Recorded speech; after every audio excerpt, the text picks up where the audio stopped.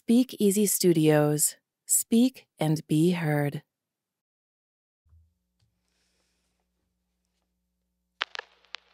What effect does stress have on your life? How does it affect your relationships? What about your business? My name is Lynn of It's Why, and my clients call me the identity coach because they discover how to take back control of who they want to be and how they react to stress. This message needed to get out to a larger group of people, so I created a group that helps people identify and manage the stress they never realized they had. We're going to explore questions that challenge you to find your inner power that got buried so deep within because of that stress, and take back control of the situations that caused that stress in your daily life. A small change can make the biggest difference. You make the difference. Welcome back to this week's episode of MeMonday. If you're returning to listen, thank you so much for coming. And if you're new to our MeMonday podcast, thank you so much for joining us today. So I have an interesting question for you.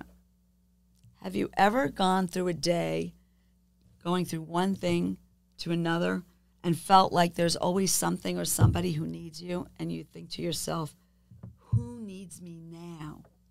Like you've just already attended to so many things, and then there's somebody else or something else. It's tough, right?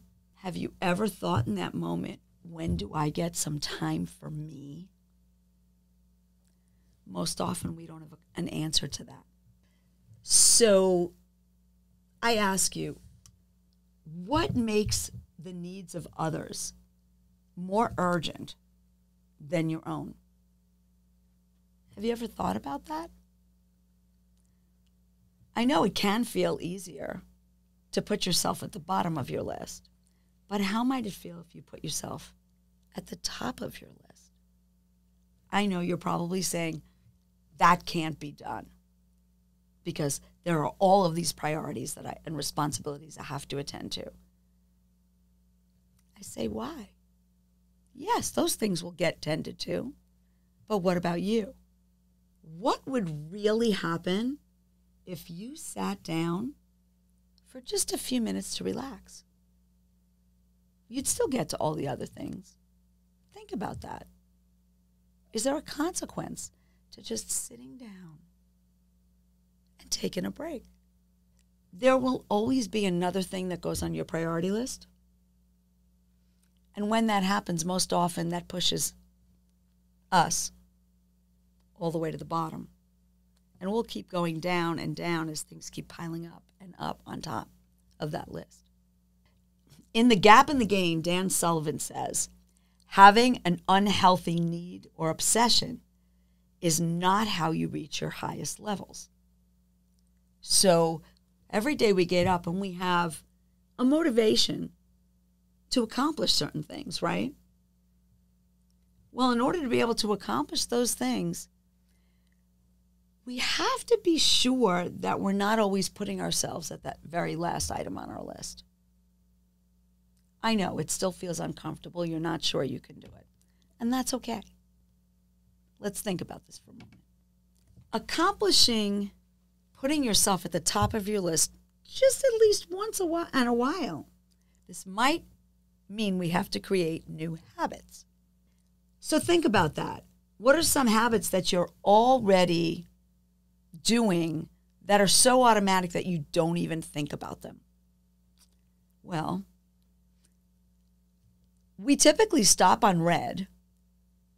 We typically go on green. Why is that? It's something we've been doing for so many years because it's one of the first things we learn when we're young, right? When you get up in the morning, do you have to think about getting up and brushing your teeth, washing your face, going to the bathroom? You don't really think about that. I don't know how many of you have actually just gotten up and gone to the bathroom in your sleep, and you might not even remember that you did it. Why? Because it's something that you have been doing over and over and over again for so long that it becomes routine. Well, what would happen if you started to move yourself up on that priority to-do list every day and maybe keep moving it higher and higher until you maybe become first on your list? For everybody, it may be a little bit different. Some people may take longer than others to actually develop that habit. But how do you think it might feel if you automatically do something for yourself that makes you feel rested and wonderful, that you don't even have to think about? And it just becomes routine. So going forward, instead of asking yourself, oh, who needs me now? How would it feel to ask yourself, what do I need from me now? Good question, huh? Maybe something worth trying. So here's another quote for you. And I really like this because I think about this often. Katrina Mayer says, at the end of the day, the only question I will ask myself are, did I love enough? Did I laugh enough? Did I make a difference? So think about what you want to ask yourself at the end of each day. Think about what you might want to do for yourself today in order to move yourself up on that list. It is MeMonday, and there's no better time to plan that me time. And maybe that looks like taking that me time in the middle of your to-do list. Maybe you're not at the top yet, but each Monday you can work towards moving that one notch up on your list until you just automatically think about, what do I want from me today? What do I need? So it's MeMonday. There's no better time to start than now. Have a great MeMonday. Thank you so much for listening, and I look forward to having you all come back and visit me again next week for next week's episode.